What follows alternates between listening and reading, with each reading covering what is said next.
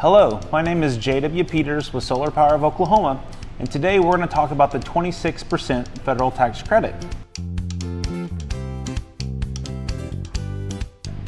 Now, one misconception that a lot of people have is that this 26% federal tax credit is an automatic tax rebate, and that's not the case. And I want to make sure that all of you understand that. We have customers that come to us all the time that says, hey, La La Land Solar was in here and they told me that the federal government's going to cut me a check for this 26% refund right after the beginning of the year. And the truth is that might not be the case.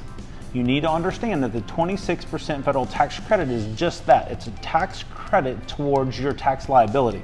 So depending on how much you make and what your tax liability is will determine how much of that credit you'll be able to use. Now, if you don't use all of that credit the first year, you can carry it over to the next year and then even the year after that if possible. But you just need to understand your situation. We recommend all of our customers to talk to their tax professional about how the tax credit will affect them and whether they'll be able to use it all in the first year or not. Even if you do your own taxes, it's very simple.